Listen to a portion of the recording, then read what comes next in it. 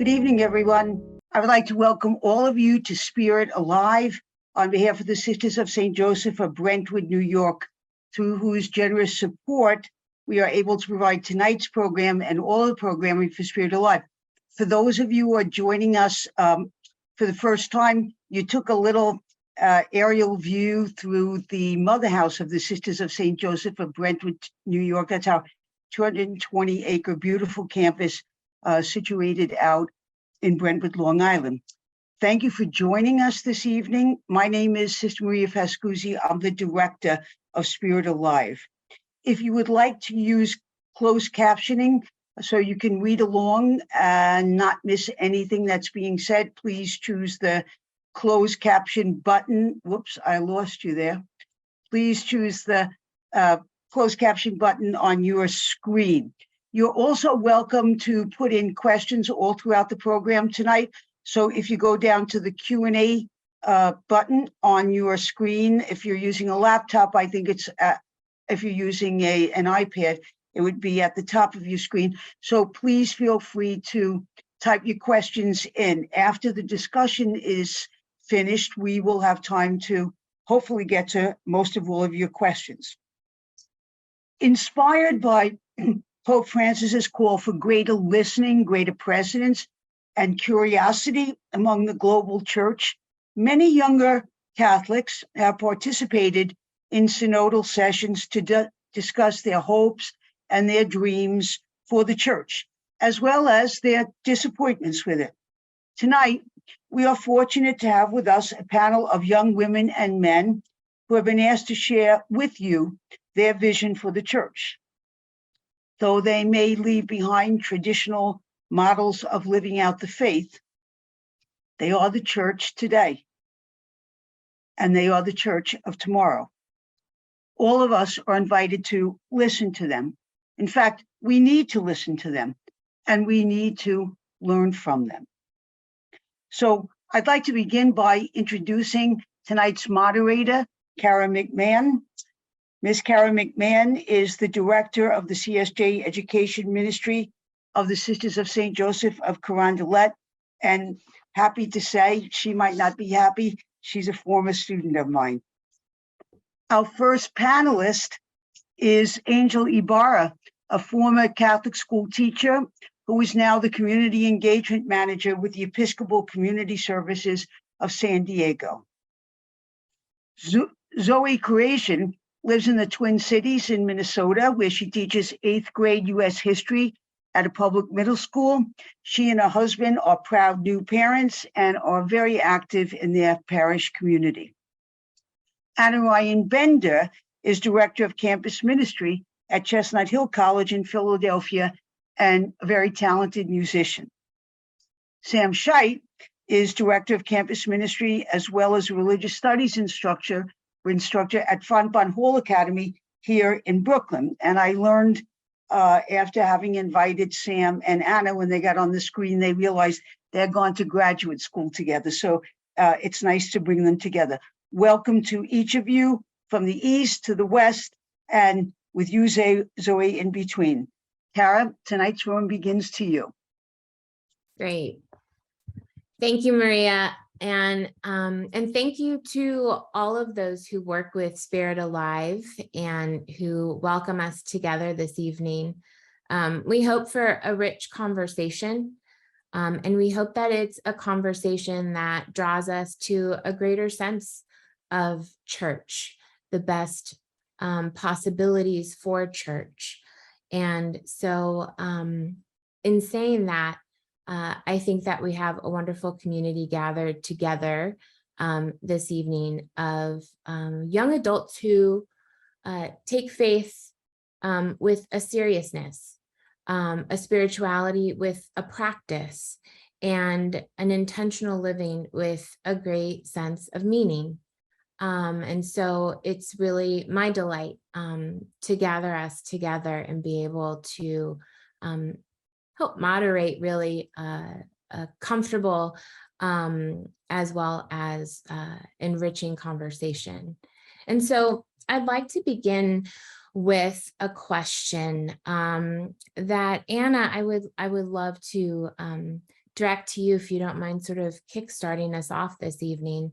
But the question is, what fills your heart about the church? Thanks, Cara. Happy to be here. Happy to spend time with my wonderful co-panelists. And I appreciate this question. I think three things come to mind for me when I think about what fills my heart about the church. The first is real gratitude for like experiences of community and nourishment through community in the church. I feel very blessed to have been rooted in a lot of really vibrant parish communities over the course of the last 10 years after I've graduated from college. Perhaps can talk more later about the strategy around finding life-giving parish communities as perhaps maybe not as straightforward as it might like it to be, but communal nourishment comes to mind. A second thing is commitment to justice and finding a lot of life and meaning for me in Catholic social teaching in my own life, and I think also in the ministerial work that I do with students of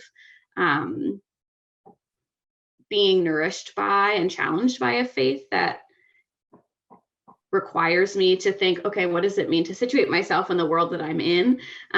What are the relevant justice issues in the community around me? And feeling like I really have resources and tools and community to navigate those things. That feels like a gift. And finally, which is sort of a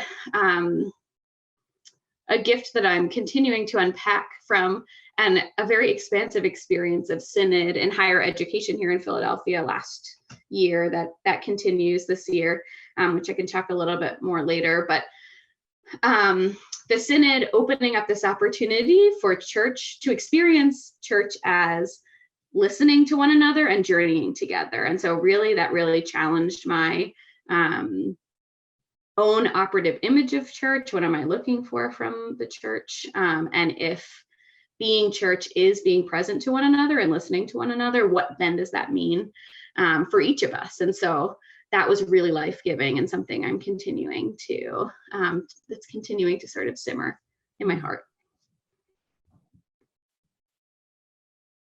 Yeah, I think for a lot of us, those points reframed how we see and experience church. I would invite any of our panelists to contribute to the same question about like, what do you experience in your life as the strengths of the Catholic Church? I second what Anna said about Catholic social teaching being the absolute heart of our faith to me and how I choose to remain Catholic and live out my faith. I wish that more people outside of our Catholic community knew about Catholic social teaching and its roots. And I also wish that more Catholics viewed it as just as important to our faith as any other element, any element that might be more liturgically based, that church is also going out and serving our world. And in my life, I have been very inspired by the charism of the Sisters of St. Joseph. My Aunt Phyllis is a sister on this call right now, and Catholicism as a living act of being love in the world. Yeah, I think I can actually pick up on that idea. It's great. It's great to be with everyone. And thank you for the opportunity. And I think for me, really more than anything else, the thing that fills my heart the most about the church is the experience of the people that are there with me.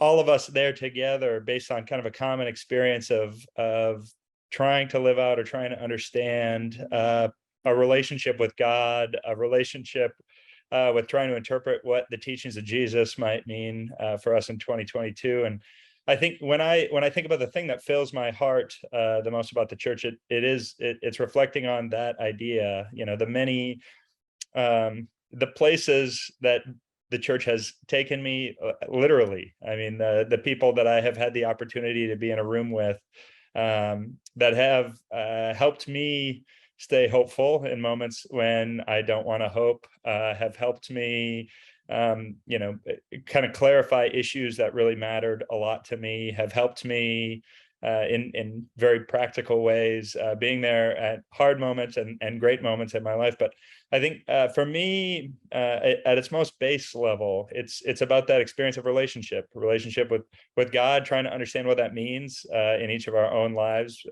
A very complicated thing all in and of itself. But then the relationships that you form with the people you meet along that journey. So yeah, thank you for the question. I think that's what fills my heart most, the relationships. Yeah, if I could just add, thank you everyone for being here, and thank you Anna, Zoe, and Sam for getting us started.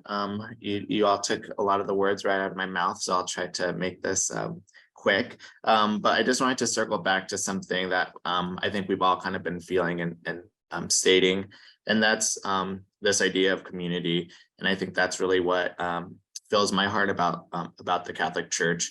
And as a product of Catholic education and as a former Catholic school teacher myself, I can just really say that that built-in community was something that was really special for me in my formative years, and that I've carried with me throughout my life, and also now into my career as an adult. I was just having a conversation the other day with a friend trying to explain CYO sports, and I know hopefully some of you participate in CYO sports and know that the dynamic and just how our faith was really at the center of our lives growing up in all aspects. And that was really formative in the way that my faith life progressed throughout my life. So, and I think that's something really unique in the church, and fills my heart and keeps me involved in ministry even now. Zoe mentioned that Catholicism is a living act, and I love that image. And yet church can also be difficult for us. I'm sure that there have been challenges with an image to what church is, an experience of what church is. And some of us, we keep trying, but it can impact our commitment. It can impact our practice. And so, Angel, what is it that breaks your heart about the church?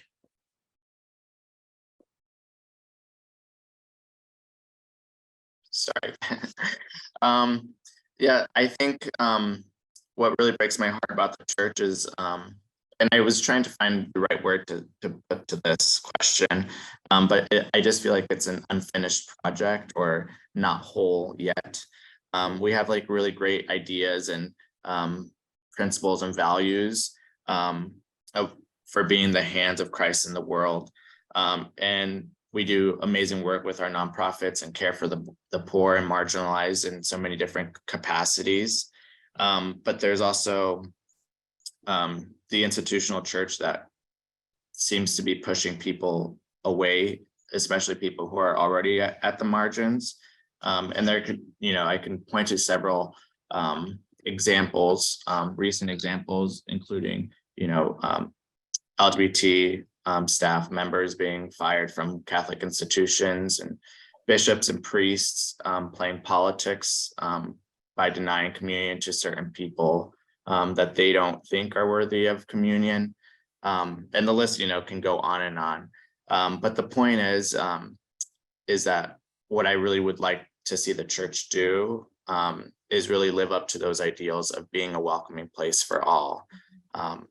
And that's something that, we've been taught our whole lives, that I've taught myself, but it's hard to say that we're actually practicing what we're preaching when we keep being bombarded with these examples of the church not living up to what it should be, in my opinion.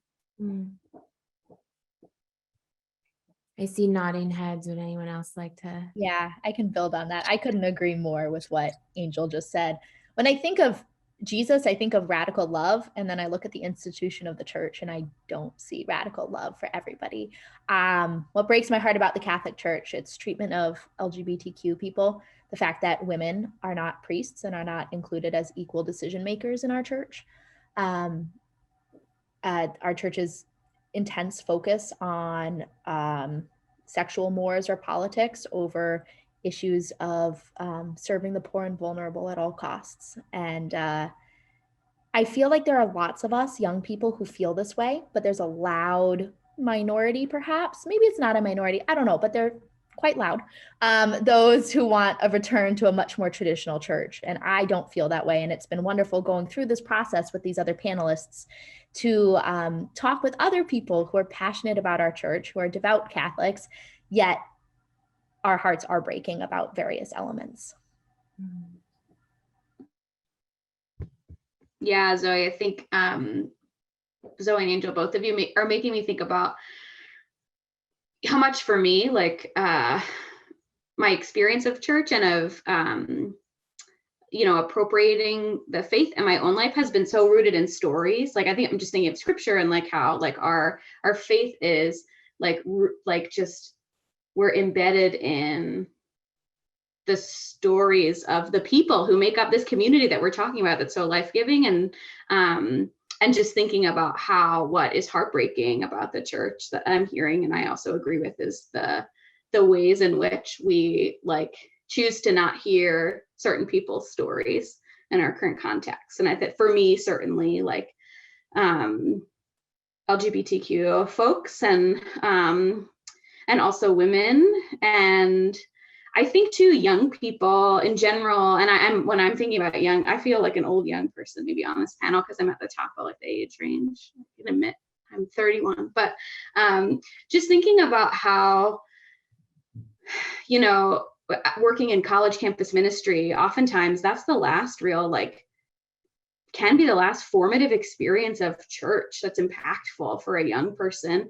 And then we spit them out into the world to find like dry parish life and like increasingly irrelevant like faith communities, at least based on how it's depicted in the world. And so just a real sense of sadness around that, and the way that the church as it's depicted in media specifically has really absorbed this like political partisan polarization, and of feeling sadness about that too. But just thinking about stories and like stories we're not sharing.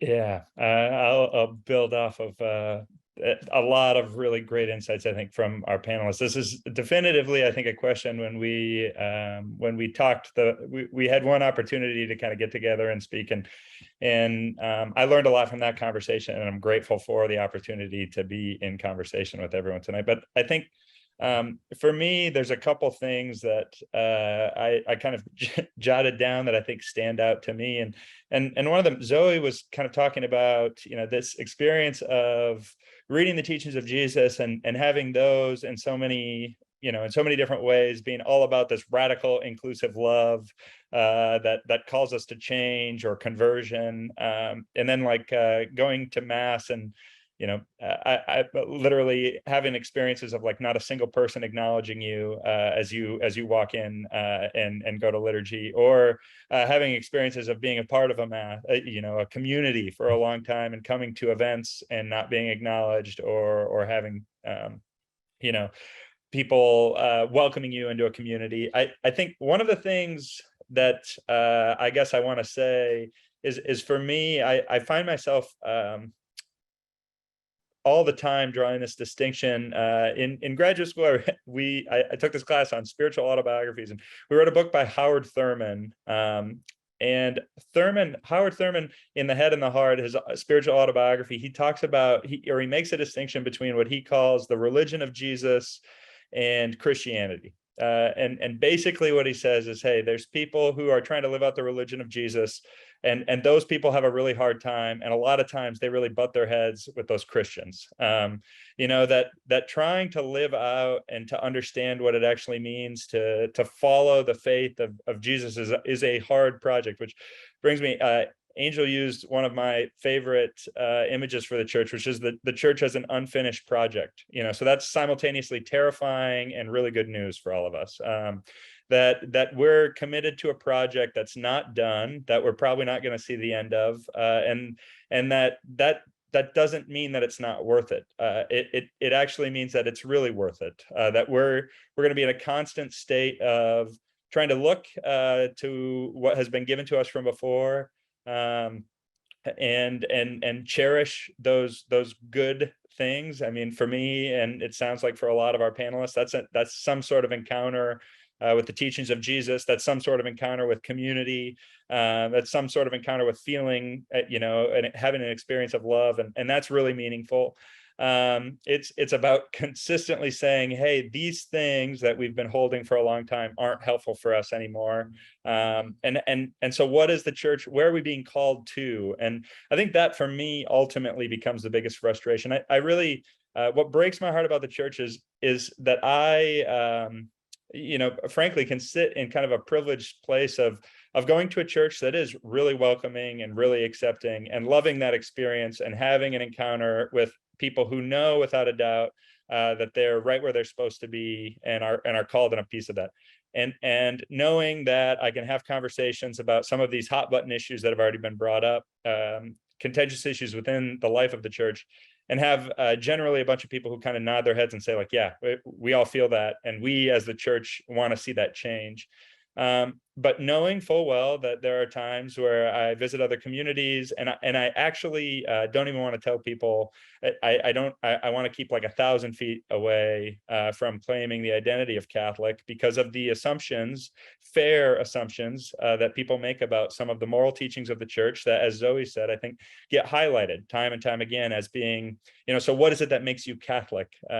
We have a very bizarre obsession in the Catholic Church, or Catholics have a bizarre obsession with, like, how Catholic can a person be, and how helpful really is that question to be asking? So sorry, a lot of thoughts maybe scattered, but I'm really appreciative of my panelists' reflections. I think that also leads to a good question though, Sam, in terms of, I think the way that you phrased it is around, I'm going to paraphrase, but around sort of the description of what it is to be Catholic. And so if you are Catholic, then what, if anything, do you wish was known about the church or about being Catholic? Essentially, what does that image of church look like for you? Yeah, so I'd say the image of the church that I spend the most time these days reflecting on, and it's one that I firmly believe in, and if I didn't, I'd probably be doing something else. So I'm a religion teacher, and I teach on Catholic social teaching, and generally I just try to mix in as much ecclesiology, as much churchy stuff as I can. And the reason for that is because I genuinely and I believe in a church of the future. A future that a term kind of paraphrasing from Karl Rahner and one of my a very influential professor in my life, the future church to be, this church that doesn't exist yet, but that's really worth trying to build up and contribute towards. I tell my students all the time that I think a lot of young people particularly have given up on the church or have become just so frustrated with the church that it's like I have to make a case before I can do anything else, kind of about why does what the church have to say in your life even matter at all? And oftentimes when I do that, I find myself not talking about the church we have now, but talking about a future church where you have there are pressing issues, concerns, questions that we all have on our hearts, that we all wrestle with. That's part of being a human being, that we're all able to talk about in community, to bring up and journey and be accompanied by one another, and to have a space. I mean, sometimes it's funny, you almost explain in the opposite way. Hey, wouldn't it be nice if there was a place where you could go to kind of reflect a little bit more seriously on some of the bigger questions in your life, or to be in community with people that wasn't directly associated with sports, this, that, or the other thing, but to actually just be in community with people kind of fighting for, I mean, a place I think that I go to a lot is a similar place that Zoe talked about. How's it that what is this calling for us in service to the poor? What and how broadly are we defining and thinking about that idea? I mean, all of these to me are things that it's a church worth believing in and worth continuing to fight for, to continue to kind of show up and say, hey, this might not be what it looks like right now, but this is a project for the future that we're creating kind of together. Yeah, it also brings me back to some of what Angel, Zoe, and Anna really directly pinpointed this, right, and talked about it. But I think too, what's interesting about what you're saying, Sam, is looking into the future. And yet for some of us, there is a experience of our social sphere, our social climate, if you will, that historically, for example, as a woman, there have been advances in my presence in the world, at the very least in this country, and what that has opened up for me in terms of being educated, et cetera, right? But I think that there can be a great impact on the spirituality of one who feels marginalized in their faith tradition when it's not matching, in particular, when it's not matching the current state of how I experience myself navigating in the world. And so my question to anyone who would like to answer it is, and so what does that say about my sense of navigating a Catholic identity? How do we communicate with those who, for example, are your peers, your colleagues, if there is a passion about a faith tradition that you belong to, how then do you communicate in a way that makes sense of church and the realities outside of that part of life? I think that when I'm talking to people about my faith, I just make it clear that I'm a Catholic who's here to make change. There are many things I love about the church, but I stay to make it better. And that is how I phrase it. Like Sam kind of said, I feel like when people find out I'm a Catholic, I have to kind of put an asterisk there. Like, I'm a Catholic, but I'm not sexist and I'm not homophobic, and just throw all of these, like, please don't judge me, things in front of it, which is not the best feeling. So when I'm actually having conversations with people, it's that focus on staying to make it better. Yeah, I'm thinking about Sister Joan Chittister as we're talking.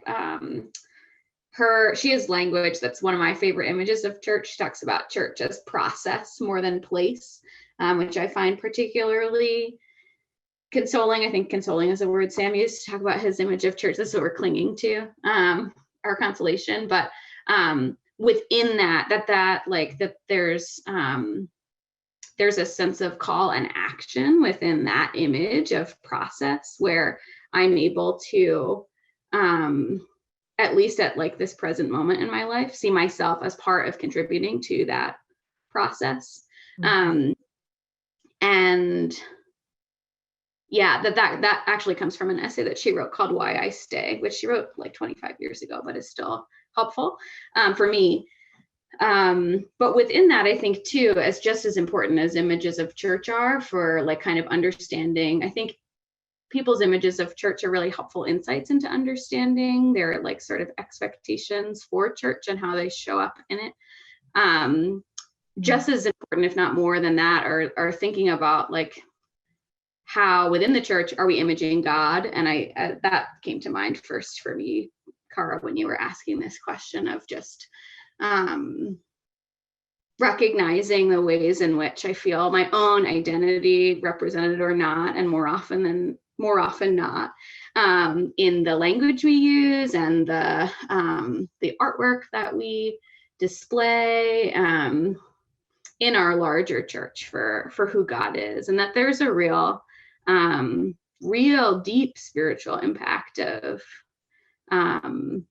not seeing oneself reflected in God imagery. And then conversely, like hugely affirming to see like God reflected as woman. Or the parish I go to now in Philly, I feel really grateful for in a lot of ways, but we just had these like just gobsmacking, like arresting Stations of the Cross installed around the church, and it depicts this is in Northwest Philadelphia, depicts Jesus as Black, as a man, who looks like anybody who could be walking down the street in our neighborhood, and all the people surrounding Jesus in the Passion as like contemporarily dressed anybody from our parish. And you can tell that the cross is being carried through the neighborhood where our church is. And so it's another example of, how we have this possibility of using powerful imagery to help people's experiences be reflected in church, and so often are kind of missing the mark in that department to our own spiritual and communal detriment. Thank you, Anna, for sharing that. And I just wanted to add, I had a really great parish administrator for a long time. And his thing was always saying, it's easier to create change from inside the church than from banging from the outside of the doors. And I thought that was always like a really powerful image. But I also think sometimes you do get tired of like having to fight for your place in this place that you like, that you grew up in, that you love, and that you want to be a part of. But sometimes it's just like, why, like spiritually and emotionally and mentally, it's just time you have to take a step back. And so I think there is like a real need to minister to those young people who have been fighting the battle for so long and has just been exhausted by having to keep doing it. And I don't think that there is a place in the church that we talk about that enough. I think that there was I saw a statistic a while ago that said the largest Christian denomination, the second largest Christian denomination in the US is lapsed Catholics. And so it's, I just wonder, what are we doing? How do we minister to people who have been left out and who have been tired of fighting for so long, I guess. And that's just a question I guess I'll leave the audience to think about as well.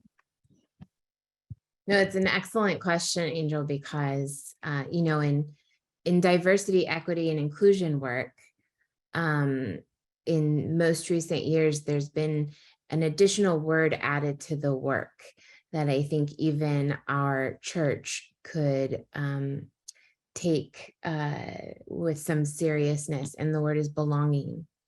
And so the question of the ministry, I think, too, is when, sort of adding to your question, I suppose, is when I am not directly impacted by church teaching that makes me feel or question in a certain way.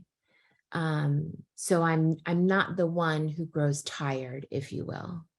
Then the question becomes, am I in true communion with those others around me in my parish, in my faith group, in whatever that looks like? Then am I in true communion with others, really creating a sense of why we come to Eucharist, right? That real sense of true communion with God's love. And it begs the question, almost back to, I'm really liking your aunt's perspective, Zoe, of Catholicism is a living act. And so in what ways are we living our Catholicism for one another, particularly when we're in need? And so I think that can sort of broaden us into the scope of our parish experience. Anna sort of touched upon this earlier, but my curiosity is, Zoe, maybe you'd like to respond to this. Has your experience of parish life contributed to your spiritual journey and the deepening of your Catholic experience? I would say it more did that in college. I attended Notre Dame, where I felt very spiritually nourished and part of a community of young and like-minded Catholics who we engaged in our religion both spiritually and intellectually, and I grew a lot from that. It's hard leaving a Catholic university to find that same community, and I'm part of a parish that I really love here in Minneapolis, the Basilica of St. Mary, and my husband and I have been parishioners there since I moved to the Twin Cities, and I love going to Mass there, but it's just there's not a huge contingent of people our age, and those who are our age tend to be very much more conservative than I am in terms of the church. I find that a lot of people our age who are still active in Catholicism are part of the rad-trad, like radical traditionalism crew, which I am not in any way, shape, or form. And so I don't find that community like I did in college. So I go to Mass, I enjoy it. It is a beautiful personal experience. I'm part of ministries, but it's many wonderful retired people and me in a room. And while they are wonderful, I do wish that I had more of a community my age. Like, I wish that we all lived in the same city and went to the same parish. I like these people. So I wish that there were more people like us in a parish together.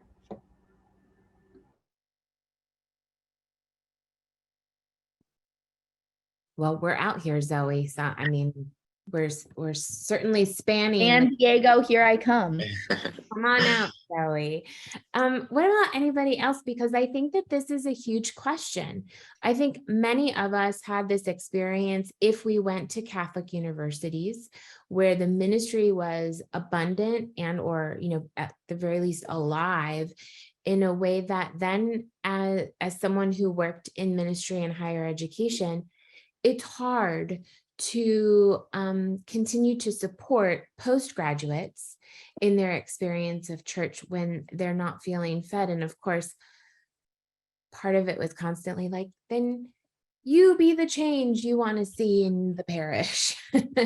But as well, that's not always, I can't inspire that for others at all times, right? So yeah, what is it that's kept you engaged in a tradition, or when have you felt driven away by your experience of parish? What does that look like? I'll just add, just as someone who has worked in parish life for a long time as well, has been involved with different parishes, both in Philly and coming here to the East Coast, to the West Coast, to San Diego. I did feel very rejuvenated coming to San Diego. And I don't know if it's just the diocese or the bishop who is really in support of progressive ideals. The parish that I landed in when I came to San Diego, we had a pretty sizable young adult group. So many of them might be here today. And we also had a really strong LGBT ministry, which I was a part of, and it was really energizing to see that we could have something like that in a Catholic setting. It didn't come without its problems from the outside, but for everyone in the parish itself was really welcoming and supportive of it. There were issues that we had, like I said, with people outside of the parish, but that was, obviously disappointing to see. But yeah, I had a great experience with parish ministry and living in San Diego with the parish that I go to. Mm-hmm. I'll just say, I think your original question, Cara, was something about like finding spiritual nourishment through parish life. And my initial response was like, yes, because, and I think that is important. And so for me, the like yes, because is because my partner and I have prioritized seeking out perhaps not the most geographically proximate parish community, but the parish community that is reflective of our images of church, our desire for like nourishment through faith community, and that's been a practice in the last 3 different states that we've lived in together. And that's something that I feel conflicted about. And I think you were mentioning that too. I feel, like, I'm contributing to this problem of, if I just went to the parish I'm supposed to go to because it's closest to me, perhaps I contribute to making it a more vibrant space. And how much energy, especially working in ministry, am I willing to exert to do that in a space that might be a real challenge and require a lot of time and effort. And so I know that that's not unique to young Catholics. I think that that's something that I know based on the parish that we go to, that people choose to travel to go there. And so of just recognizing that that's a dynamic of parish life that I choose. And part of that is also because I, participate in a parish community that has a more expansive sort of like liturgical life that feels really rooted in reality and like justice and all the things that we're talking about. And because it's perhaps more expansive than just Mass on Sundays, there's considerably more involvement of women and of people of color and of cultural traditions and things like that. And that's something that's unique to this community that I wouldn't find if we went where we would go if we went geographically proximate to our home. So that's a dynamic of parish life that feels challenging, but is how we're navigating it. Mm-hmm. Yeah, I think to take the question in kind of a different direction, I think for me personally, I mean, I will say I'm extremely grateful for the church community that I have found and am a part of here in New York. But to be honest, like some of my most profound moments of church have been in ecumenical or interreligious spaces with people who are committed to justice issues that I am committed to, working from within their traditions to try to seek a lot of the same change that I seek in kind of my own tradition, and being able to have conversations about what it is that brought us together, what it is that what and how it is that we kind of engage in that struggle kind of in our own traditions, the ways in which we can learn from one another, the ways in which we can kind of seek a path forward together. I think for me that's one aspect of the church definitively that I wish was I maybe more that we drew more attention to, which is our outreach to our brothers and sisters of different religious traditions, those who again are engaged in a lot of the same good work that we are. So I'd say that's one.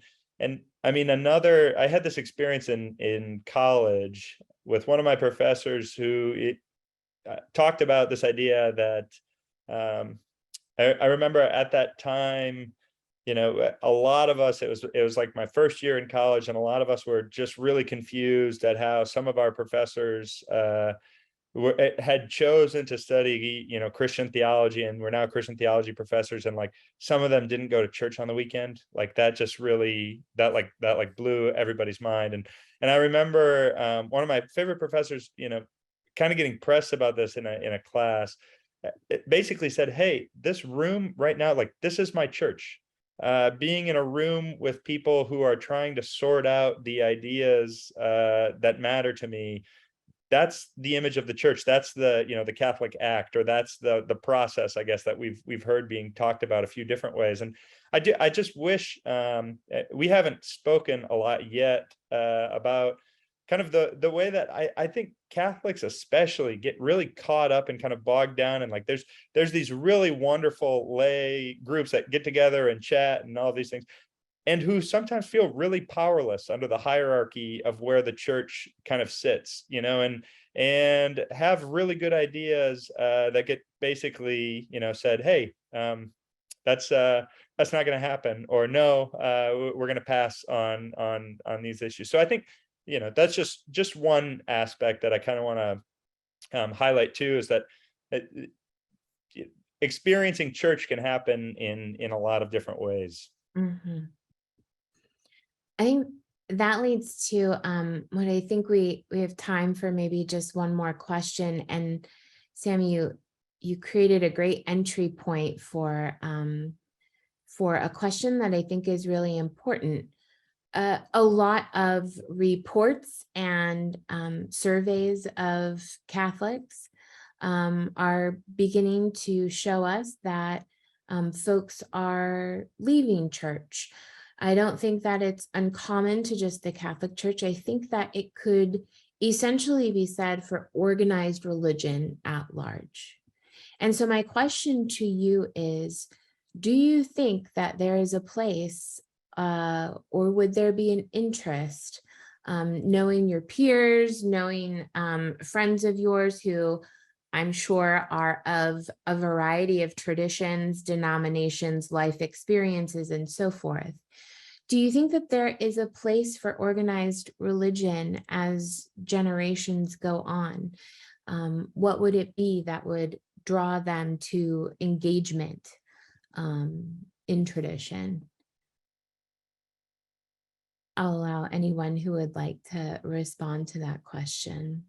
Yeah, I think I'll say something and I'll keep it fairly brief. For me, I think we need to be more open to the possibility that what the church looks like in the future might not look at all like it looks right now. And that's kind of what I was hinting at a little bit in my response, that I think a lot of times we become, so obsessed with, like, how is it that we structure the liturgy in such a way that still brings people in, and the response to that when I was in college in northeastern Iowa was, hey, we bring drums and a guitar, and that's going to say that, and maybe that's right, but more realistically, I think we need to be okay with the possibility that what the future of the church could look like might look completely different than how it does now, and we need to be okay with that. We need to be okay with it taking on and looking different, and having leadership look different than it does, and what does it actually mean to gather together looking different than it does? I mean, to me, I think that's maybe one of the ways I would start to kind of address or think about that question for the future. And I would just say that we can do those things and be like in fidelity to tradition, like that. Sam would know this analogy, but one of our professors from grad school would always talk about tradition. This is a quote from another theologian, but tradition is, when we think about tradition as a heavy golden rock, like that's not it. So like this really fancy thing that's super hard to move, that we just kind of we don't move either, because we've got to stand around it and be with it. And that tradition, in order to actually be tradition, has to be living and breathing and be willing to grow and move, because that's what it is to be human, and like the church is a human institution. And so wanted to say that. And I think as long as organized religion provides a source of all the things that we've been talking about, so like meaning and values for people, and community. And I think it's the things that we work so hard, at least in like ministry and higher ed, to cultivate for our students a sense of what this space where students are known and loved and supported in ongoing formation. Like, how many of our faith communities don't provide that for adults? It's like, sometimes someone in my parish was talking the other day about how they lamenting this larger experience of like young adults after college, and the Catholic Church is like, we'll see you like when you need a sacrament, we'll see you for if we'll marry you, we'll see you for that, and baptize your kid, whatever, and so not an experience of ongoing formation and of feeling known and loved and seen. And so if we can do that, yes, absolutely, there's a space for organized religion. I hope there's a place for organized religion. My mind, I think, went in a different direction maybe than Sam's did when I heard this question, because I wasn't thinking, how does essentially the liturgy need to change? I was thinking more, how does the structure around the liturgy need to change? I am very critical of the Catholic Church in many ways, but I love the liturgy, and I love that I can walk into any church around the world and it feels like I'm at home. It's comforting. I can follow along, even if it's not a language. And I'm excited to raise my children in the church and to, have them participate in the sacraments with me. But all that being said, everything outside of that, I desperately want it to change. I once had a principal describe his leadership as flat leadership. I don't know if that's a widespread term, but I wish that our church was a lot more flat. That we didn't have this hierarchy. And if we are going to have a hierarchy, I wish that women were equally included in it. And so that I do think there's a place for organized religion in the future. I just hope it's much more equitable, much more based in community, rather than holier than thou attitudes of what is right, what is wrong, who are sinners, who are not. And that the liturgy is part of that. Those are great responses. And I want to lead us into, or open us up to, a time of question and answer. But I think many of the questions from those who are joining with us this evening are questions that tap into many of the sentiments that you've experienced, but there's great curiosity. And before I get to them, one of the sentiments that has been shared by someone who's joining us tonight, and I would certainly echo this, is they say, my hope for the church has gone up 1,000,000 degrees as a result of listening to these young people. Thank you all. And so with that sentiment, I'd like to follow up with some questions that some folks have asked. And one of them being, and Sam, I'm going to direct this at you because I am beginning to see you as a voice of this notion of future church. And so can you give an example of how a future church would look different? Suppose maybe getting specific at how you might envision that being. Oh, no, don't ask me to be specific, just ideas. No, I think Imagination. For me, at the core of this answer, I'll first cop out and just say that I really think the key thing here is recognizing that it's not that it should be different for everyone. It should be different wherever you are. The first aspect of this being that there should be things that meet the needs of the community as is. I mean, there's definitively ways that we do that in the liturgy, right? That in very small choices, whether we're using the Mass of Creation or the Mass of the Joyful Heart. I mean, there's little ways in the liturgy that we do that. There's ways in our parish outreach that we do it. But to me, that's maybe the first thing that I wish we were like more like upfront and honest about, intentionally really doing that. Like, hey, the way that I'm going to serve my parish in Manhattan is different than the way that I'm going to serve my parish in La Crosse, Wisconsin. And yes, we're both Catholic, and part of being Catholic means that that's going to look really different depending on where we are. Like, I wish that was the piece of our Catholicism we grasp onto a little bit different, like the unity and diversity idea. I wish for that.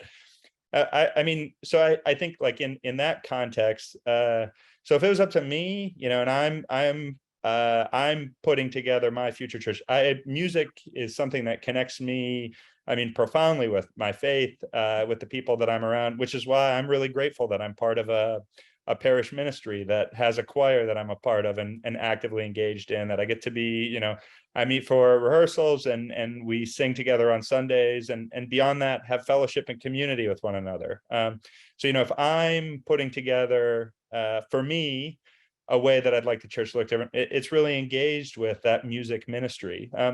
but like to me, the question actually requires us to do a whole bunch of hard work. It's about like being in a constant state of evaluation that, hey, this is what the church, this is what Sam needs in the church, and how is it that we're feeling, doing that. But I'll tell you, the thing I need even more than that is I need to know that the other people who are there are being kind of fulfilled in X, Y, or Z ways, and so whether that means, like I said, so if my Luther College professor was still going to church with me, making sure that there was a book club that he was able to run, there, where he's able to sit around and talk about the ideas with a group of engaged people who are okay with sitting around, doing that. But I to me, that's kind of at the core. I think, we think Catholic, we think a lot of kind of the same, hey, here are six or 8 or 9 or 12 ideas that I'll kind of, we'd all maybe write down on a list. I mean, I wish it was the kind of thing that like, hey, we're still united in this experience of our relationship with Jesus, a lot of times through the liturgy, but what that looks like for each of us can and should look really different, and kind of empowering people to accept that, I think would be, really special. That's a great answer, Sam.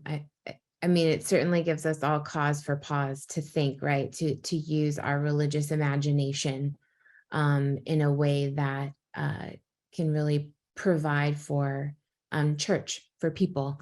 And this next question kind of builds a little bit on that. And Anna, I'm going to direct it to you, if you don't mind. This person who joins us this evening says, I am a baby boomer and a catechist who became involved in this ministry because of the vision of hope offered to me in the years immediately following the Vatican II Council.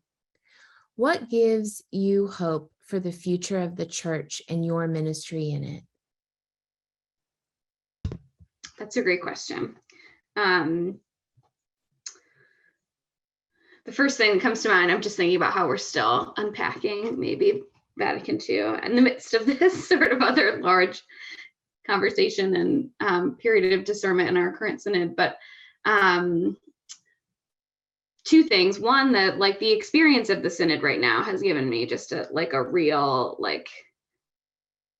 a raw and real experience of hope for the church, particularly because my involvement with the synod has been in like lifting up voices of like college students in Philadelphia. And so within the last, or from sort of January through April of last year, we engaged 500 college students across the city, answering very similar questions to the ones that we've been grappling with tonight. So, what fills your heart and breaks your heart about the church? And within that process of like prayerful listening to one another, encouraging students to view themselves as protagonists and as having agency in the church, and that this like years-long invitation to listen to one another, but not just to listen to respond, but to listen to, because of it, this sort of deeply seated belief that the Holy Spirit is coming out of the mouths of each and every one of us as we're listening to one another in our experiences. That's been profoundly hopeful for me. Even as it engages students who are like, I don't know if the church, the Catholic Church is, the faith community that's going to be most life-giving for me, that's okay. So that's been really life-giving and hopeful for me. And Pope Francis just added a whole other year to the synod. So I don't know if that we get a whole other year of listening to one another. That's been really, really hopeful. And the second thing, which is very much sort of woven into the synod just because of their activity, is I'm involved with Discerning Deacons, the organization that's sort of looking to return to the church's historical commitment to the reality that we had women deacons in the early church, and what would it look like to do that now. And being part, that's been a really great experience. We've been talking about creative imagination, like images of what do we want the future church to look like. Imagining, part of that work is inviting people to imagine what would be the like specific change in your everyday life, in your parish community, if like women were deacons there? Acknowledging within that reflection that so many women are already doing diaconal work in our church. And so that is also a really hopeful and energizing space. And so seeking out those spaces as places for hope, certainly. That's great. Hope and because of one another, right? Our experience of God is from our human place is often through that experience. I have two more, I think we have time for maybe two more questions, and I'm going to be pretty intentional about them. But Angel, I'd like to direct the next, it's kind of a twofer, if you will, 2-for-1 question. And in some ways, I think there's a relationship between the two. Would you care to comment on concerns about pastors or priests of parishes who don't want to let go and become more relevant to your generation? And the second piece to that question, because you sort of touched upon it early on, and I think in some ways is very related to that social sphere and how we experience our faith community, is do you think that there will be a place for the LGBTQ community in the church? And I would say even this next question hits me even deeper, but what doesn't the church get about LGBTQ Catholics? It's a great question. Wow, yeah, these are the heavy hitting questions now. Well, I guess I'll start with the second question first, if that's okay. What doesn't it do I think that LGBT Catholics will stay in the church? And I guess I can only really answer this from my own personal experience. And like I mentioned before, sometimes you just get tired of fighting. My whole career was based in Catholic education, Catholic ministry. And I just got to a point where it just didn't make sense for me to continue to fight for something that I loved so much.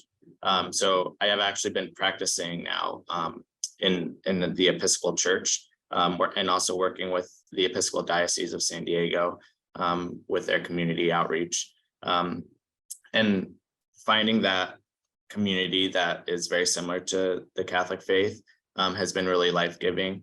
And hearing our panelists talk about things like women's ordination, where we already have that in the Episcopal Church, and I think the part we're missing is the spirituality of hearing a woman priest give her interpretation of the Bible, of the Gospels during the homily has been really, really life-giving.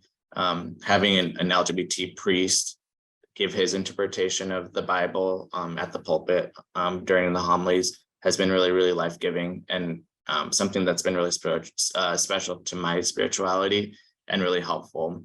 Mm-hmm. And that's something that I just never had that representation or had seen before. And so it's just been really refreshing, I guess. And so I would hope that maybe in the future, I would go back to the church. I'm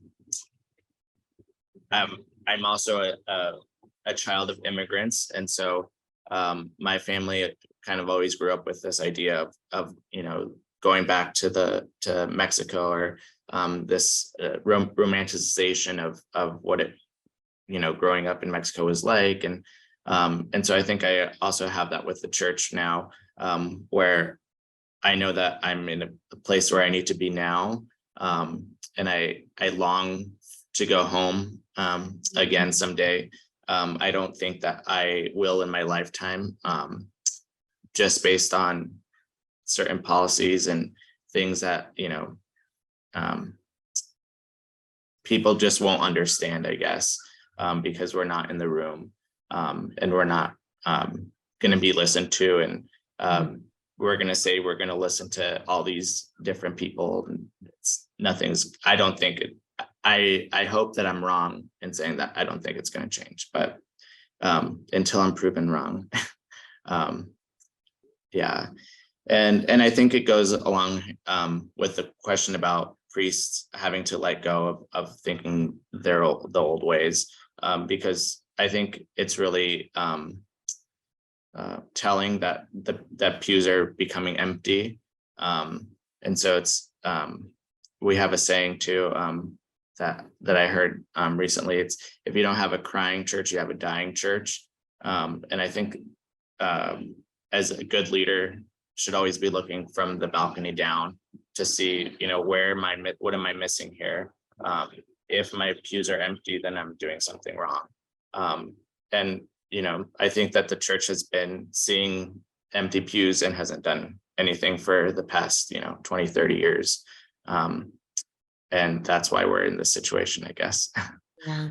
So I hope that all makes sense. And yeah. It makes perfect sense. Your analogy of longing for home is one that we will long for that for you, and continue to carry a torch of it, expanding the sense of what this means in our lives. We have just a minute left, and with that, I want to offer this next question. And by the way, thank you all so much for your responding, because it's this conversation, I think, that really helps all of us to remain engaged, right? To at least try to feel a sense of hope for the things that fill our hearts about this tradition. But Zoe, my question is for you, and in brief, and I'm posing this to you as a new mom. This person from our community this evening says, I work with parents of young children. They are bringing their children for religious education, but are not connected in any way. Yet they are searching for something and acknowledge they want their children to have something to believe in. What is the most important way to connect with them? Cara, I was hoping I would get this question when I saw them come in. So yay. I think that the most important message that can go to parents who are deciding whether to raise their children in the church or not is that you can be a good Catholic while deeply disagreeing with policies or teachings of our Catholic Church. I see so many people our age who think that if they aren't on board with everything, that they don't have a place in the church, and therefore their children don't have a place in the church. But in giving up the church, they're giving up community, they're giving up tradition, they're giving up things that I think so many people yearn for, like this comment hinted at. I am right now involved in RCIA. I'm a sponsor for the first time. And we had so many people leave our program after a Supreme Court decision this summer, just saying, I can't have different opinions and be part of the church. And a big focus of our RCIA program is that, yes, you can. So I think the same could be said for parents, to know that they are welcome, their children are welcome. And I would also love to see communities of parents whose children are in sacraments or going through sacramental preparation, because I think a lot of people might leave the Catholic Church for other Protestant denominations, like very young denominations, because of the small group community that comes with that I don't see as strongly represented in the church here. So you can belong to the church even if you aren't on board with 100% of its teaching. Because here we all are. And really encourages that notion, right, of creating spaces for ongoing formation into the future.